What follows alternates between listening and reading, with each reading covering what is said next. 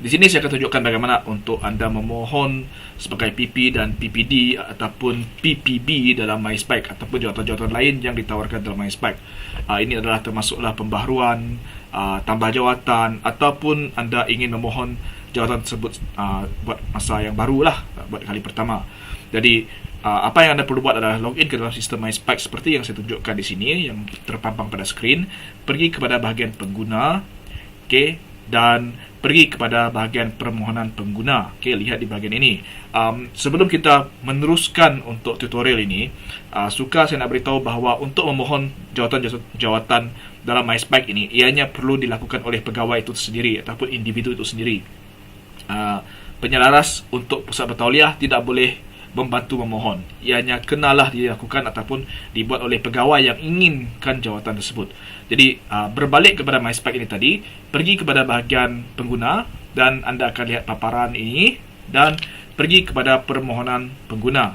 Klik pada Personal SPKM. Klik di sini. Kemudian di sini terteralah permohonan-permohonan yang ada sebelum ini yang lulus ataupun gagal. Jadi apabila anda klik bahagian Personal SPKM, anda akan lihat satu paparan seperti ini. Tetapi sekiranya anda klik pada bahagian sepatutnya kita untuk memohon satu jawatan PP, PPD atau PPB, kita cuma perlu klik pada permohonan baru ini. Apabila anda klik pada permohonan baru, sepatutnya keluar paparan seperti ini untuk anda isikan butir-butir jawatan yang anda ingin mohon. Tetapi kadang-kadang anda tidak nampak ataupun tidak melihat paparan seperti ini. Sebaliknya anda akan lihat bahawa bila anda klik benda ini tak ada.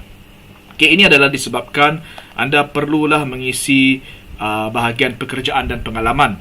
Kalau anda lihat, kalau anda belum isi, akan keluar bahagian pekerjaan dan pengalaman. Anda perlu tambah rekod dulu mengatakan anda ini sudah bekerja dan berapa tahun pengalaman anda. Baru anda boleh melihat paparan seperti ini apabila anda klik kepada butang tambah ataupun butang permohonan baru tadi.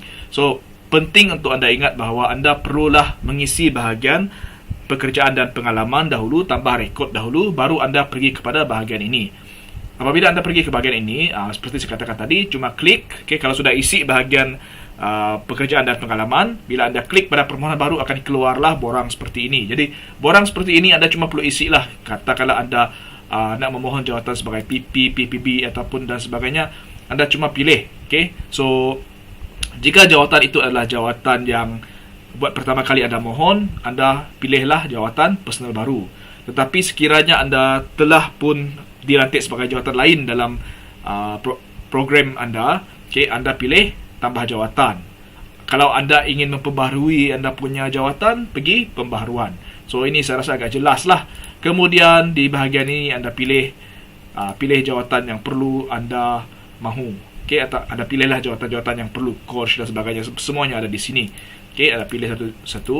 Lepas tu kod pusat bertauliah ini anda kena cari. Kemudian program pun sama, anda cari, buat satu carian, anda akan jumpa. Token ini tak perlu diisi, biasanya saya tak isi. Kemudian kita pergi bahagian lampiran. Lampiran sokongan ini. Di sini anda boleh menggunakan Google Drive ataupun drive-drive yang ada dinyatakan di sini. Senang saja kalau anda, sebab dulu sistem MySpac dulu kita kena upload satu-satu. Jadi sebenarnya banyak masalah sistem tersebut sebab apabila anda upload data-data seperti video, SKM anda, lepas tu sijil bukti induksi anda, semua dokumen-dokumen yang diperlukan, ianya lambat untuk upload sebab server MySpac ni tak berapa, saya boleh kata agak lemah lah. Jadi bagus apabila JPK memilih untuk menggunakan Google Drive. Jadi kita cuma perlu pergi kepada Google Drive yang kita ada, sama ada peribadi ataupun yang diberikan oleh kementerian. Pergi kepada New dan create sebuah folder. Berilah nama folder tersebut adalah untuk jawatan JPK ada ataupun jawatan dalam MySpac. Then create.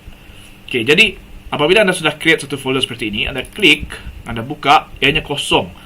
Jadi apa yang anda perlu buat adalah semua dokumen yang anda perlukan untuk dilantik sebagai seorang PP, PPB atau PPD, anda masukkan ke dalam folder ini, anda uploadkan.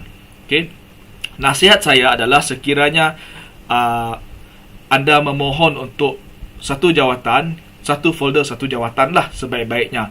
Okay, selepas anda upload di sini, okay, apa yang pihak MySpike mahu adalah anda perlu sharekan folder tersebut. Jadi di sini tadi folder SKM ini, okay, cuma right click dan ambil get link. Okay, get link. Apabila anda ambil get link ini, pilih bahagian anyone with link. Okay, dan pilih copy link.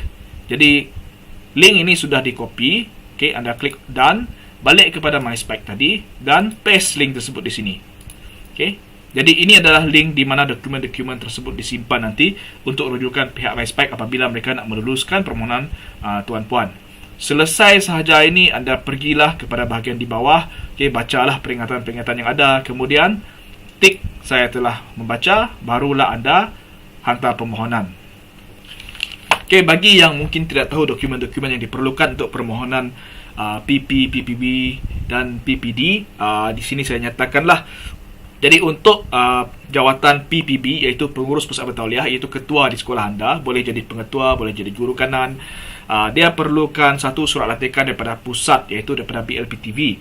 Kemudian anda perlukan juga surat setuju terima, bermaksud siapa yang dilantik itu sudah menerima jawatan tersebut. Okay.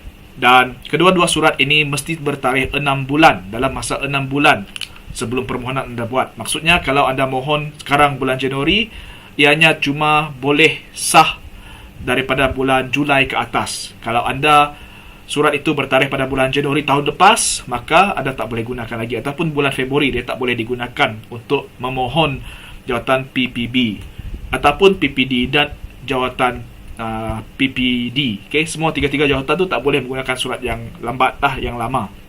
Kemudian anda perlu menyertakan juga salinan sijil induksi, dan bagi saya lah, saya suka menyertakan salinan kad pengenalan atas sebab-sebab mungkin yang ingin disemak. Okay, itu adalah untuk permohonan untuk pegawai pengurus pusat bertauliah PPB. Kalau untuk pegawai pengesah dalaman PPD, okay, anda perlukan dokumen yang sama tadi, iaitu surat lantikan sebagai PPD, tetapi surat lantikan PPD ini adalah daripada pihak sekolah. Maksudnya PPB tadi akan melantik PPD dan surat itu adalah dalaman sahaja. Kemudian pegawai yang dilantik PPD itu perlu menerima jawatan tersebut dan menyertakan surat setuju terima. Okay, dan sijil SKM perlu juga disertakan. Okay, sijil SKM yang tertinggi, kad pengenalan, sijil VTO, okay, sijil VTO, sijil induksi dan apa-apa dokumen tambahan yang akan membantu permohonan anda. Contohnya kalau Ekon, kita perlu ada CSTP, iaitu kad untuk alam sekitar. Jadi itu perlu ada. Jadi itu untuk pelantikan PPD. PP pula, dokumen-dokumen adalah sama. Jadi sebenarnya untuk pelantikan PP dan PPD ini, kalau tak silap saya ada perbezaan di mana untuk PPD tak memerlukan VTO, tetapi untuk selamat sebaik-baiknya adalah VTO itu sebelum memohon. Okay, saya kurang pasti berkenaan sama ada anda perlukan VTO ataupun tidak untuk PPD, tetapi kalau mengikut pemahaman saya, PPD tidak semestinya mengajar di kelas. Jadi sijil VTO itu adalah untuk mengajar sebenarnya. Jadi kalau anda memiliki sijil VTO itu, sertakan sahaja. Okay, tak rugi menyertakan lebih dokumen daripada kurang. Jadi itu adalah cara untuk memohon sebagai PP, PPD ataupun PPB dengan menggunakan MySpike. Saya harap tutorial ringkas ini membantu. Jika ada soalan, anda boleh cuba tinggalkan dalam komen dan saya akan cuba jawab sebanyak mana yang saya boleh lah mengikut pengetahuan saya. So, selamat mencuba.